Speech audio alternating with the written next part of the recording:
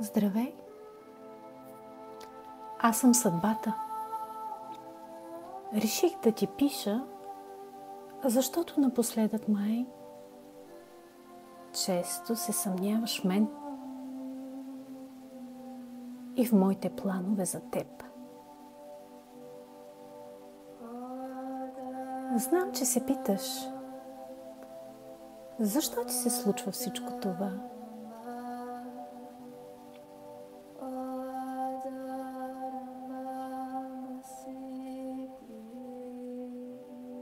Ето го отговорът ми.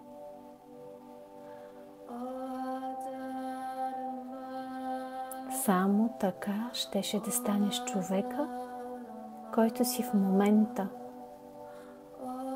Само така щеше да откриеш силата, скрита в теб. Само така щеше да видиш величието на ума и красотата на душата си.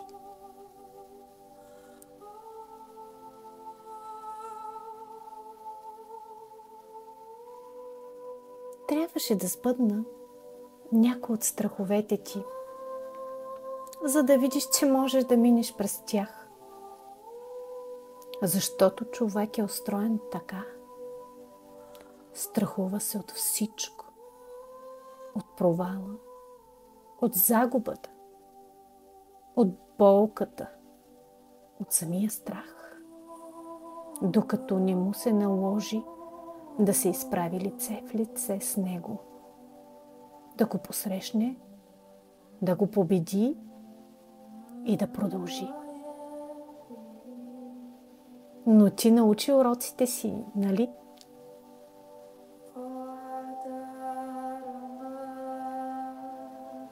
Трябваше да раня сърцето ти, за да се научиш да пазиш сърцата на хората.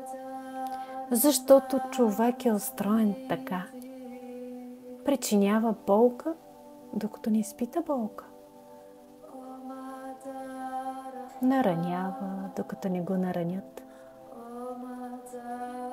Обръща гръб на другите, докато на него не му обърнат гръб. Но ти научи уроците си, нали? Трябваше да отнема някой от приятелите ти, за да се научиш да цениш тези, които ти останаха. Защото човек е устроен така. Забравя да се грижи за приятелите си. Забравя да им се обажда, забравя да се вижда с тях. Забравя да ги пита как си.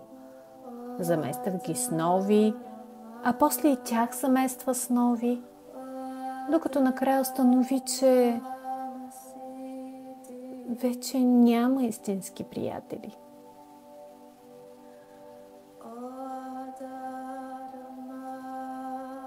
Но ти научи уроците си, нали?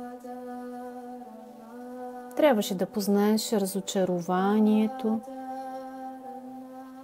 за да започнеш да се наслаждаваш пълноценно на радостта и щастието. Защото човек е устроен така. Вечно да е недоволен. Вечно да се фокусира върху нещата, които няма. Докато в живота му не се появят истински проблеми. Докато не ми се наложи да преодолява истинска драма. Тогава незначителното отстъпва място на значимото.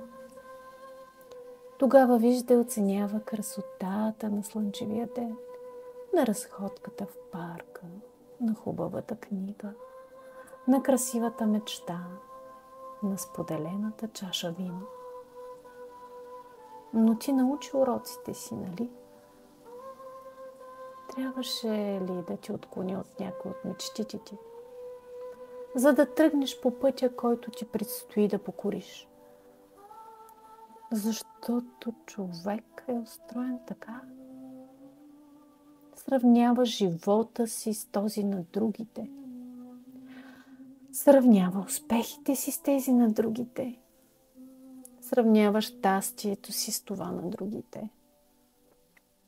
Поставя си цели, които не са неговите цели. Води битки, които не са неговите битки.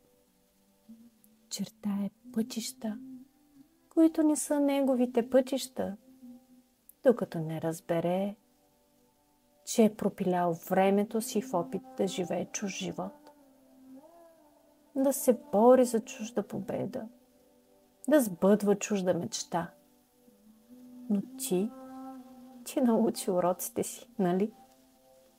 И ето те днес, тук. Слушаш това писмо и виждаш живота си като на филмова лента. Вече знаеш какво желаеш истински. Вече знаеш какво заслужаваш. Вече знаеш на какво си способен. И за какво си роден. Не съжалявай за нищо. Не страдай за нищо. Миналото се случи, за да формира настоящето ти. А настоящето ти ще формира бъдещето.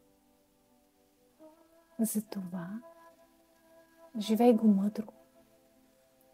Спомняй си уроците. Грижи се за себе си. И не забравяй. Мисията ти тук е една.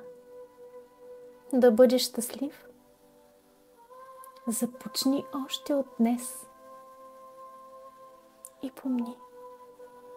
Ти може би не вярваш в мен.